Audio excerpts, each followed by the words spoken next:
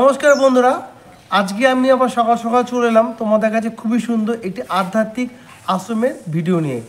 এই আশ্রমটি আমি আজকে দর্শন করার জন্য চলে এসেছি পান্ডুয়াতে। আর এই জায়গাটির নাম হচ্ছে দিঘির উত্তর পাড়, আর ঠিকানা হচ্ছে শীতলা মন্দির। তোমরা খুব সহজ আসতে পারবে। এই আশ্রমটি আজকে তোমাদের সম্পূর্ণভাবে ঘুরে দেখাবো। এখানে খুব ভালো লাগবে। এখানে কোনো ভোগের ব্যবস্থা আছে কি না, যাত্রী নিবাস আছে কি না, এবং কি কি এখানে ফ্যাসিলিটি আছে তোমাদেরকে আমার ব্লগের মাধ্যমে সমস্ত কিছু তোমাদের জানাবো। তার জন্যে আমার ব্লগটি তোমরা সম্পূর্ণ দেখবে, কেউ কিন্তু স্কিপ করবে না। যদি নতুন কোনো বন্ধু হয়ে থাকে প্লিজ আমার চ্যানেলটি সাবস্ক্রাইব করে পাশে থাকবে। আমি রেলপথে সবার প্রথম হাওড়া বর্ধমান মেন লাইনে চলে এসেছি পান্ডুয়া স্টেশন। পান্ডুয়া স্টেশনে এসে আমি এবার 4 নম্বর প্ল্যাটফর্মের দিক থেকে বেরোবো। আমি 1 নম্বরে নেমেছি ট্রেন থেকে। এবার 4 নম্বরের দিক থেকে বেরিয়ে আমি যাব দিঘির উত্তর পাড়। তো কীভাবে যাব তোমাদেরকে আমি সম্পূর্ণ দেখাবো, তো সঙ্গে থাকো, ওদিক থাকো। আমি 1 নম্বর প্ল্যাটফর্মে বর্ধমান লোকাল ট্রেন থেকে নামলাম। নেবে এইটা হচ্ছে বর্ধমান দিকে চলে যাচ্ছে। তো আমি এইদিকে নেমেছি 1 নম্বরে। নেবে এবার আমি যাব, দেখো আমি আঙ্গুল সরাসরি দেখে দিচ্ছি, এই যে হাওড়ামুখী, মানে অর্থাৎ হাওড়ার দিকে সামনে এগিয়ে যাব। এগিয়ে গিয়ে পেয়ে যাবো ওভারব্রিজ। সেখান থেকে আমি যাব 4 নম্বর প্ল্যাটফর্ম হয়ে বাইরে বেরোবো।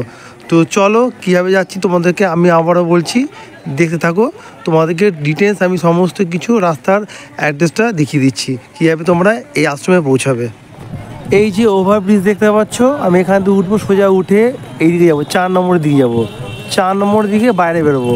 তো এখান থেকে সোজা এগিয়ে যাচ্ছি। তো চলো এখান থেকে তোমাদের দেখাচ্ছি কীভাবে যাবো। এই যে আমি ওভারব্রিজ থেকে নেমে এলাম, আমি 1 নম্বর হয়ে আমি 4 নম্বর দিকে নেমে এলাম। নেমে এসে এবার দেখো এখান থেকে চলে যাচ্ছি। সামনে রয়েছে অটো স্ট্যান্ড এবং টোটো স্ট্যান্ড। এখান থেকে তোমরা কিন্তু অটো বা টোটো করে যেতে পারবে না। তোমরা এখান থেকে গেলে এখানে বেশি ভাড়া পড়বে। আর সামনে একটু এগিয়ে যাবো, এগিয়ে গিয়ে রাস্তার দিকে এগিয়ে গিয়ে আমি ওখান থেকে গাড়ি ধরবো। চলো যাওয়া যাক।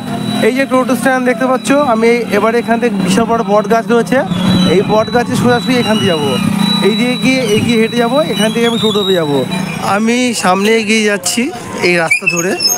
এগিয়ে গিয়ে দেখবো এখানে কি গাড়ি পাওয়া যায়, টোটো অটো বা কিছু পাওয়া যায় কি না। তো সেইভাবে আমি যাব। আমি পান্ডুয়া স্টেশন থেকে কিছুটা হেঁটে এলাম, তোমাদের দেখালাম কীভাবে এলাম। হেঁটে এসেই আমি টোটো করেছিলাম। টোটো করে আমি বললাম টোটোওয়ালাকে দিঘির উত্তর পাড় যাব। কেন স্টেশন থেকে তোমরা যদি টোটো করো অনেকটাই ভাড়া নেবে। তো আমি স্টেশনের বাইরে বেরিয়ে এসে অনেকটা হেঁটে এসে আমি টোটো ভাড়া করলাম। আমাকে একদম আশ্রমের কাছে নামিয়ে দিল।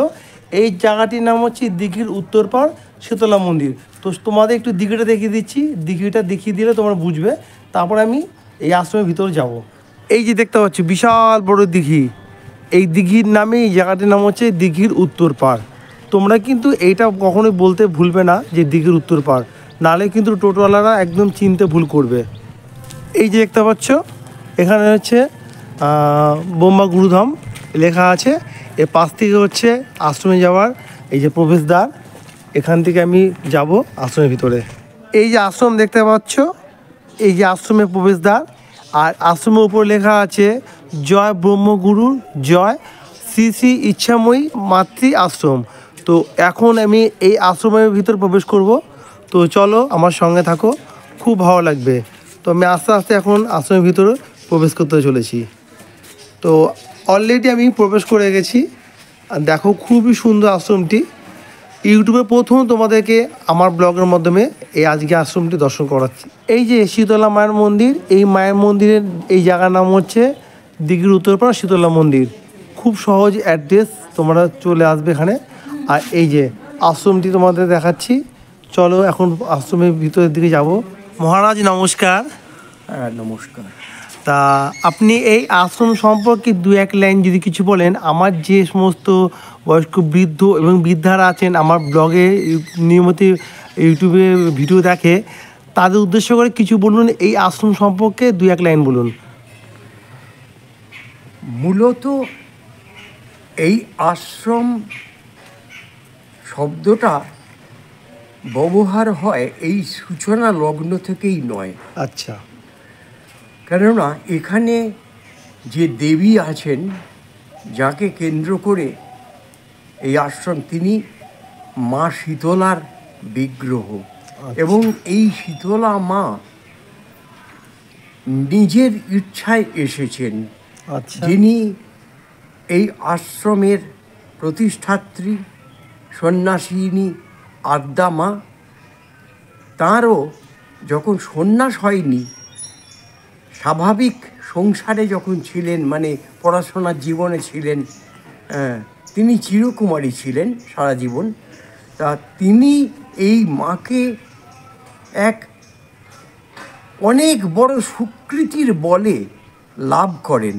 আচ্ছা, এই যে দিঘি দেখছেন, এই দিঘির জলের উপর দিয়ে হেঁটে হেঁটে এসে তার পিতার আলয়ে মা দাঁড়িয়ে পড়েন তার সম্মুখে। তিনি মা তখন প্রশ্ন করেন যে, তুমি এসেছো কেন মা? আমি তো তোমায় ডাকিনি। তাহলে এই যে 3 দিন ধরে আমি কিছু খাইনি, আমি কিছু পান করিনি, আমি বাথরুম করিনি, আমি ঘুমোইনি 3 দিন 3 রাত্র, তাহলে কি তোমার সব ছলনা? আচ্ছা, তা তুমি কি বলছো বলো?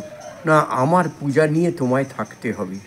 তখন আমি বলি, মা বলেন যে, পূজা আমি কি করে করব? আমাকে তো পূজা করতে গেলে 1 পয়সা বাতাসাও কিনে দিতে হবে, আমি তো খুব গরিব ঘরের মেয়ে। তখন এই মা বলেছিলেন, তোর শ্রদ্ধা ভক্তিটা, বিশ্বাসটা, ওটাই আমার কাছে সব থেকে গ্রহণযোগ্য। তুই আমাকে 1 গ্লাস জল তুলসী পাতা দিলেই আমি সন্তুষ্ট থাকব, তুই রাজি হয়ে যা। অবশেষে মা রাজি হয়ে যান এবং কয়েকদিনের মধ্যেই, বোধহয় 2-2.5 দিনের মধ্যেই ঘটস্থাপন করেন। এই দিঘির দক্ষিণ পাড়ের, মানে যে বাজার আছে, সেই বাজারের ভেতরে একটি মনসা গাছের তলায় ঘটস্থাপন করেন। তারপর থেকেই মা ধীরে ধীরে সুস্থ হন। এইভাবে তিনি 2.5 বছর ওই জায়গাতেই পূজা করে এসেছিলেন। আচ্ছা, তার পরবর্তী দিনে এই পাড়ার এক বৃদ্ধ, এই যে খণ্ডটির মধ্যে, যে জমি খণ্ডটির মধ্যে আজকে আশ্রম, এইটা তিনি দান করেন মাকে। মা নিতে চাননি, কি করে মন্দির হবে, কি করে? তা মা বলেছিলেন, তুই কোনো রকমে করে যা আমার পূজা, তোর ভবিষ্যতে সব ভরে যাবে। তা আজকে এই মায়ের সন্ন্যাস তারপরে হয় 1979 সালে শ্রীগুরু সংঘের মাধ্যমে সন্ন্যাস ধর্ম উনি গ্রহণ করেন। তখন থেকেই এই আশ্রমটা যখন পাকা রূপ নেয়, সেটা 1984 সাল। আচ্ছা, আচ্ছা, আর এই অধম যে দুলাল যে বক্তব্যগুলো রাখছেন, তার বাড়ি ছিল ভদ্রেশ্বরে। তাকে মা তার অশেষ কৃপা বলে এই আশ্রমে নিয়ে চলে আসেন এবং আমার জীবনটা আজ 50 বছর পার হয়ে গেছে। এখানেই আছেন 50 বছর? হ্যাঁ, 50 বছর। আচ্ছা, এই আশ্রমে কোনো ভোগের ব্যবস্থা আছে কি না? এখানে নিত্য ভোগ, আমরা যে খাওয়া দাওয়া করি, কেউ যদি আগের থেকে বলে, এই 2-1 জনকে আমরা প্রসাদের ব্যবস্থা করতে পারি, আমরা যেটা প্রসাদ পাই সেই প্রসাদ। আচ্ছা, আচ্ছা, এমনি এর বিনিময়ে কোনো পয়সা আমি নিই না। আচ্ছা, তবে আশ্রম যদি কেউ ভালোবেসে কোনো, গ্ল্যাডলি যদি কোনো কিছু পয়সা দেন, সেটা আমাদের বাধ্য থাকি গ্রহণ করতে, কিন্তু কোনো রূপ আমাদের ক্লেম নেই, আমাদের চাহিদা নেই। আচ্ছা, প্রত্যেক দিন এই আশ্রম কটা থেকে কটা পর্যন্ত খোলা থাকে? প্রতিদিন এখানে 6টার মধ্যেই গেটটা খুলে যায়, সকাল 6টা। সকাল 6টা। কিন্তু তখন আমাদের পূজা পাঠ সমস্ত মধ্যে আমরা ব্যস্ত হয়ে থাকি। আমার সঙ্গে দেখা করতে গেলে এই 10টা নাগাদ আমি দেখা করতে পারি। হ্যাঁ, আর মায়ের সন্ন্যাসের পরেও যে সাধনটি তিনি লাভ করেছিলেন, যেটা ভারতের সনাতন যোগ সাধন, সেই সাধনটি পাওয়ার পরেই মায়ের জীবনের এই আশ্রমের গতি চূড়ান্তভাবে বৃদ্ধি পেতে থাকে।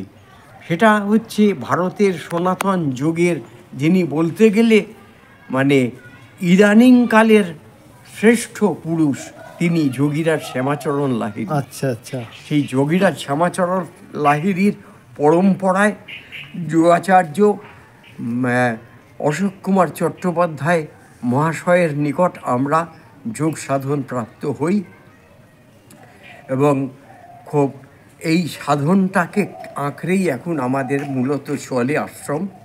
যোগের চিন্তা, যোগের ভাবনা, অর্থাৎ গীতাটা পুরোপুরি জেনে রাখবেন থিওরিটিক্যাল, আর আমরা যেটা করি সেইটারই প্র্যাকটিক্যালটা করি, সাধনটা করি। এটা এই যে তোমাদের এখন একটি মন্দির দেখাচ্ছি, এই মন্দিরটি একদম নতুন তৈরি হয়েছে। এই মন্দিরটি কি নাম হয়েছে, মানে কি নাম আছে তোমাদেরকে আমি জানাবে এই ভাই। তো ভাই এই মন্দিরটার কি নাম হয়েছে? এই মন্দিরটা আশ্রমের যিনি প্রতিষ্ঠাত্রী ছিলেন শ্রী আদ্দামা, তার এটা সমাধি মন্দির করা হয়েছে। আচ্ছা। এটা রিসেন্টলি কিছুদিন আগেই করা হয়েছে। আচ্ছা। এখনো কিছু কিছু কাজ অসম্পূর্ণ রয়েছে, যেমন এই দরজার পালিশগুলো এখন অসম্পূর্ণ, তারপরে কিছুদিন পরেই মূর্তি আনা হবে, এরকম কিছু কিছু কাজ এখনো অসম্পূর্ণ রয়েছে, সেই কাজগুলো আমাদের তাড়াতাড়ি হয়ে যাবে। আচ্ছা আচ্ছা। তো আমি চলো একটু তোমাদের একটু ভিতরে দেখাচ্ছি কতটা কি কাজ হচ্ছে। তো ভাই আমাকে নিয়ে যাচ্ছে আস্তে আস্তে, আমি আস্তে আস্তে ভিতরের মধ্যে প্রবেশ করছি। তো দেখো খুব সুন্দর দেখতে পাচ্ছ, ওখানে একদম পরিষ্কার, একদম মার্বেল দিয়ে খুব সুন্দর একদম এইটা মন্দিরটি তৈরি করেছে। আর এখানে একটা চিত্র রয়েছে, ইনের এক বিগ্রহ আসবে, তাই তো? হ্যাঁ, ইনি হচ্ছেন কি আশ্রমের প্রতিষ্ঠাত্রী। আচ্ছা। শ্রী আদ্দামা। আচ্ছা, শ্রী আদ্দামা ইনি হচ্ছে আশ্রম প্রতিষ্ঠাতা। ফটো করা হয়েছে। আচ্ছা আচ্ছা। এই যে আপনি বেদিটা দেখছেন, এই আচ্ছা। বেদিটার নিচে এনাকে সমাধি করা হয়েছে। আচ্ছা, এই বেদির নিচে সমাধি করা হয়েছে। বেদির নিচে সমাধি করা হয়েছিল। আচ্ছা। সেই গর্তটা ছিল 4 ফুট বাই 4 ফুটের একটা প্লাইয়ের বক্স। আচ্ছা তার আচ্ছা। মধ্যে তাকে সমাধিস্থ করা হয়েছিল। আচ্ছা আচ্ছা। তো তো সেটা কতদিন আগে ওটা? সেটা তাও ধরুন 5 মাস মতন আগে। ও তাহলে রিসেন্ট। রিসেন্ট। হ্যাঁ রিসেন্ট একদম। এবারে খুব তাড়াতাড়ি মন্দিরের কাজ হয়েছে, মন্দিরও খুব তাড়াতাড়ি কমপ্লিট হয়েছে। খুব তাড়াতাড়ি কমপ্লিট হয়েছে মন্দিরটা। দেখো মন্দিরটা খুব সুন্দর সাজানো গুছানো, এখনো অনেক কাজ বাকি আছে। বেশিরভাগ কাজটা কমপ্লিট হয়ে গেছে। আর এখানে ওনার সমাধি রয়েছে, এখানে মূর্তি বসবে কিছুদিনের মধ্যে। এই যে দেখতে পাচ্ছি বিশাল আশ্রমে, এত সুন্দর এখানে ফ্লোরটা এত সুন্দর করা, খুব সুন্দর দেখো পরিষ্কার। তো এটা হচ্ছে আশ্রমের বিল্ডিং। এই বিল্ডিংয়ে এখন আমি উপরের দিকে যাব। তো উপরে গিয়ে দেখবো এখানে আশ্রমে কত সুন্দর এখানে বিল্ডিংটি সাজানো গুছানো আছে। তো তোমাদেরকেও আমি দেখাবো, খুব ভালো লাগবে। তো চলো আস্তে আস্তে এখন আশ্রমের বিল্ডিংয়ে যাব। আমি অলরেডি ভিতরের মধ্যে প্রবেশ করে গেছি। তো এই যে দেখতে পাচ্ছি সিঁড়ি, আশ্রমের উপরে যাওয়ার সিঁড়ি ওঠার।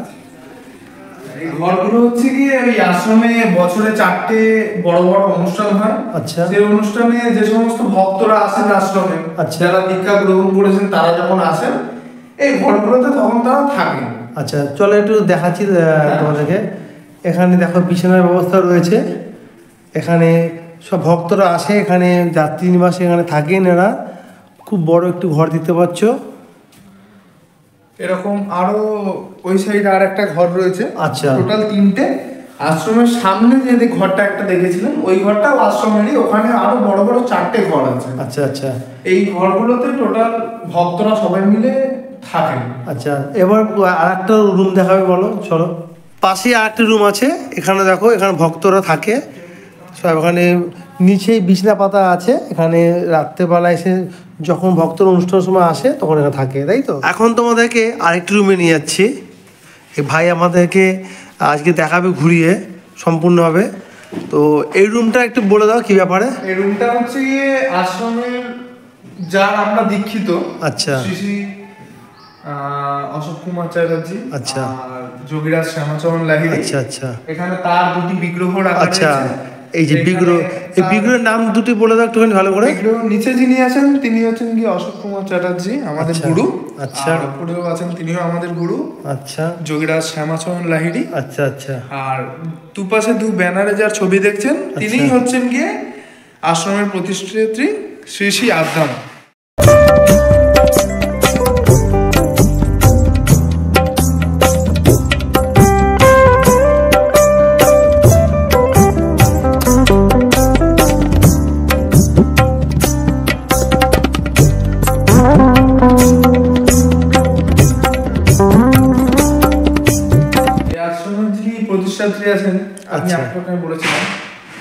শ্রী শ্রী আদ্দামা। আচ্ছা তার সমাধি মন্দির যখন হয়েছিল, তাকে সমাধি দেওয়ার কিছুদিন পরে আমরা দেখতে পাই ওখানটাতে সমাধির যে বক্স, ওখানে 1.5 ফুট বাই 1 ফুটের একটা গর্ত হয়ে গেছে শুধু। আচ্ছা আচ্ছা ওই গর্তটার ভেতরে যখন আমরা দেখি, ভেতরে কিছু ছিল না। আচ্ছা আদ্দামার দেহ ছিল না, না কোনো ফুল ছিল। তার সঙ্গে আমরা অনেক তোষক ইত্যাদি তাকে ঠেকনা দেওয়ার জন্য, চাপা দেওয়ার জন্য দিয়েছিলাম, আচ্ছা কিচ্ছু ছিল না। আচ্ছা সেখানে আমরা কিছু পাই না। এমনকি ওইখানে আমরা 25 বস্তা নুন দেওয়া হয়েছিল তার সমাধি দেওয়ার সঙ্গে সঙ্গে, আচ্ছা। সেই নুনটাও নেই। তো আমরা খুবই চিন্তিত হই। এরপরে আমরা একজন ভক্তের কাছ থেকে জানতে পারি যে তিনি নাকি স্বপ্নে দেখেছেন যে আদ্দামাকে যেদিনকে সমাধি দেওয়া হয়েছিল, তিনি সেদিনকেই পিছু হেঁটে, আপনাদের যে মন্দিরটা দেখানো হবে, আচ্ছা শীতলা মাতার গৃহমন্দির যেটা দেখানো হবে, আচ্ছা সেই মন্দিরে যে শীতলা মাতার যে বিগ্রহটা রয়েছে, সেই বিগ্রহের সঙ্গে একদম মিলিন হয়ে গেলেন, একদম মিশে গেলেন পুরোপুরি একদম। তো আমরা সেই বিশ্বাস করি, এখন থেকেও নয় বা এই ঘটনাটা থেকেও নয়, আমরা আগে থেকেই বিশ্বাস করতাম যে আদ্দামা আর এই শীতলা মাতায় কোনো দুজন নয়, এই ব্যক্তি একজন, আচ্ছা একাধারে একজনই ব্যক্তি। আর ইনি হচ্ছেন গিয়ে ব্রহ্ম শক্তির আদি শক্তি রূপে যিনি রয়েছেন, একদম আদি মাতা আমরা তাকে বলে থাকি। আচ্ছা তো এটাই হচ্ছে কি অলৌকিক ঘটনা। আমি তোমাদেরকে এই ইচ্ছাময়ী মাতৃ আশ্রমে এখন তোমার ছাদে আছি। এই ছাদ থেকে আমি তোমাদের দেখাবো এই যে গ্রামের ভিউটি। তো দেখো গ্রামের এত সুন্দর ভিউ, খুব ভালো লাগবে। তো এটা ধান জমি, তো হ্যাঁ, এটা ধান জমি না? এখানে চাষ হয়, ধান চাষ হ্যাঁ, হয়, ধান চাষ হয়। ওই দিকটা দেখতে পাচ্ছ বিশাল বড় এখন ধান জমি।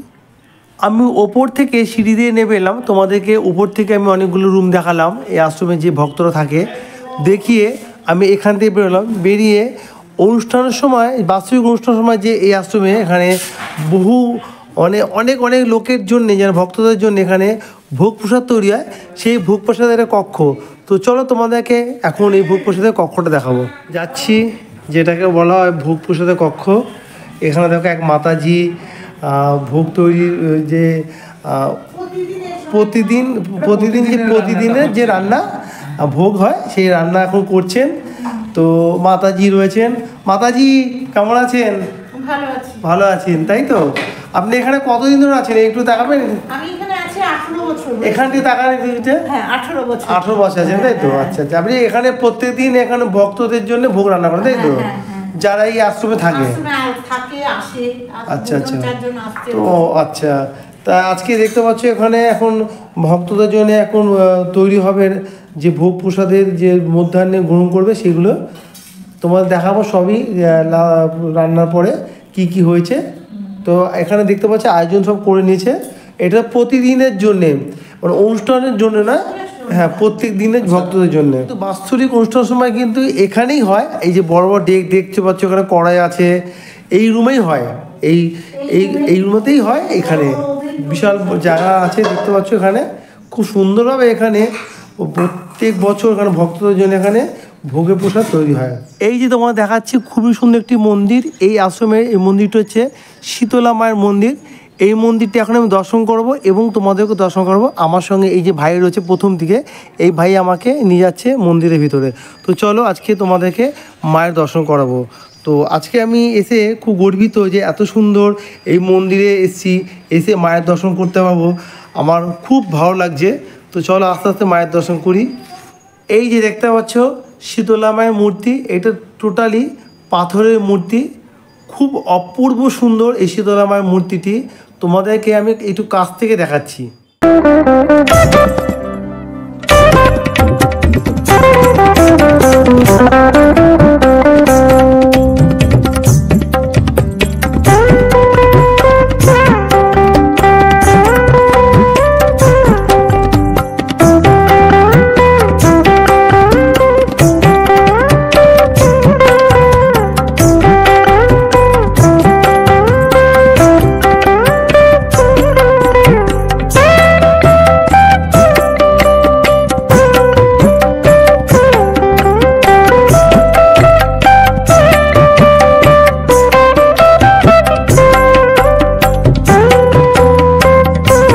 আচ্ছা, এতক্ষণ আপনাদেরকে আমি এই আশ্রমটা পুরোটা যতটা পেরেছি ঘুরিয়ে দেখিয়েছি।